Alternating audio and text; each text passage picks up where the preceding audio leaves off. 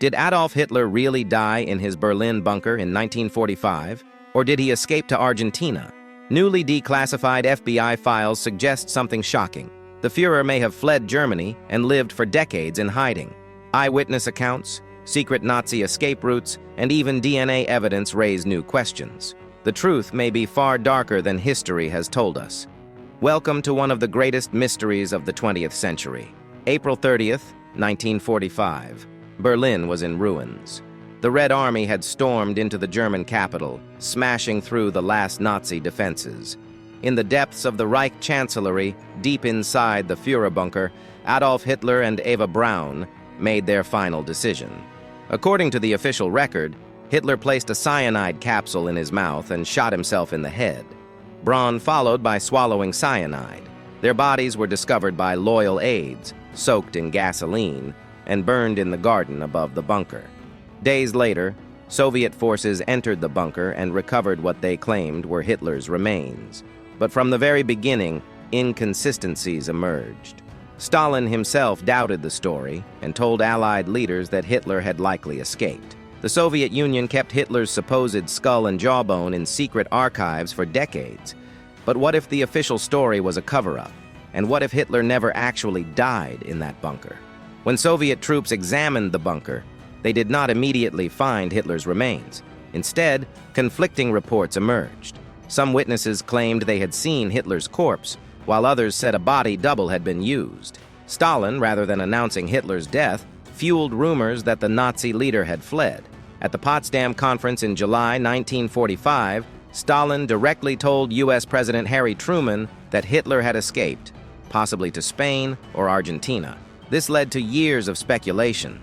Meanwhile, the bodies allegedly recovered by the Soviets disappeared from public scrutiny. No independent forensic examination was allowed. The world was expected to simply believe the official Soviet story, but doubts persisted. Why had the bodies been burned beyond recognition? Why did Soviet reports contradict each other? And why did Stalin refuse to share the evidence with the West? It wasn't until decades later that the world discovered shocking flaws in the so-called proof of Hitler's death. In 2014, the FBI declassified a series of documents related to Hitler's alleged escape. These reports, once highly classified, detailed testimonies and intelligence suggesting that Hitler had fled to Argentina. One of the most astonishing reports came from an informant in 1945. The source, a former SS officer, claimed Hitler had been smuggled out of Germany via submarine. He allegedly landed on the Argentine coast before being transported to a secluded Nazi compound in the mountains. Another document from 1955 revealed a former German soldier, Philipp Citroën, who told investigators he had personally met Hitler in South America. Citroën even provided a photograph, showing himself beside an elderly man he identified as the former Führer. The FBI's own analysis stated that, while unproven, the possibility of Hitler's survival could not be entirely ruled out. But if Hitler truly escaped, how did he do it? One undeniable fact supports the escape theory.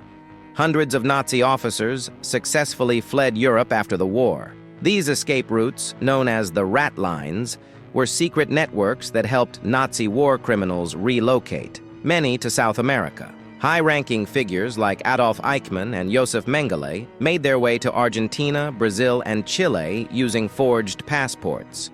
Some were aided by corrupt officials in Spain and Italy.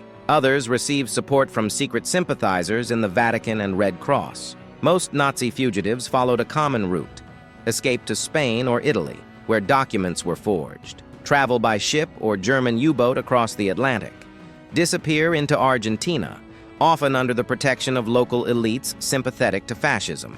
If Eichmann and Mengele could escape this way, why not Hitler? The question wasn't just whether he could have done it, but whether someone powerful helped him. Many believe that if Hitler survived, he would have needed a hidden refuge. One location has repeatedly been mentioned in conspiracy theories: San Carlos de Bariloche, a remote town in Argentina.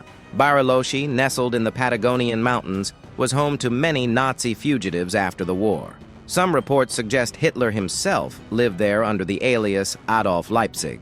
In the 1990s, Argentine journalist Abel Basti interviewed locals who claimed they had seen Hitler in the area. Witnesses described an older man with a neatly trimmed mustache, always guarded by ex-SS officers. Basti even tracked down declassified intelligence files that suggested U.S. officials knew about a Nazi presence in Patagonia but chose to ignore it. Was Hitler among those who escaped justice? And if so, who helped him stay hidden? In the final weeks of World War II, several German U-boats vanished without explanation. Some later surfaced off the coast of Argentina, surrendering to authorities in mid-1945. One of the most famous cases involved U-530, which arrived in Mar del Plata, Argentina, 2 months after Germany's surrender. The crew refused to explain why they had delayed their surrender or what they had been carrying. Another submarine, U-977, arrived weeks later under similar circumstances. This fueled speculation that high-ranking Nazis had been smuggled out of Germany by sea. Even Argentine naval officials admitted that other German submarines had arrived but were never reported. Could Hitler have escaped aboard one of them? For decades, Soviet authorities claimed to have Hitler's remains locked away in Moscow. The supposed proof included a skull fragment with a bullet hole. But in 2009, a DNA test changed everything. American scientists were given access to the skull and conducted an independent forensic analysis. The shocking result? The skull belonged to a woman, not Hitler. This revelation destroyed the last physical evidence supporting Hitler's suicide. If the skull wasn't his, then who had actually died in the bunker? Some theorists believe a body double had been used, a look-alike executed to deceive the Allies while Hitler escaped. The question remains, if the world had been lied to about the skull, what else had been covered up? In 1994, a former Nazi officer named Erich Priebke was discovered living openly in Bariloche, Argentina. He had been hiding there for decades, completely undetected. Priebke had been an SS captain and was wanted for war crimes. Yet he had lived a peaceful life in Argentina, protected by former Nazi networks and sympathizers. His case proved that Nazi war criminals could live in South America without ever being caught. If a man like Priebke could avoid capture for so long, why not Hitler? One of the most disturbing questions remains. Did Western intelligence agencies know Hitler had escaped? During the early Cold War, the US and Soviet Union were more interested in recruiting Nazi scientists than hunting war criminals. Declassified CIA documents show that American intelligence agencies were aware of Nazi networks in Argentina, but chose not to act. Some files even suggest that Hitler's escape was known but ignored, perhaps because capturing him would have disrupted secret deals made after the war. Did the world's most powerful governments deliberately bury the truth? To this day, no definitive proof exists that Hitler survived. But at the same time, the official evidence for his death is deeply flawed. The missing body, the false skull, the FBI reports, and the Nazi escape routes all suggest a terrifying possibility. Hitler may have lived out his life in exile. The truth may never be fully uncovered. But one thing is clear. History's greatest villain may not have died when we were told he did, and the world may have been lied to for nearly a century.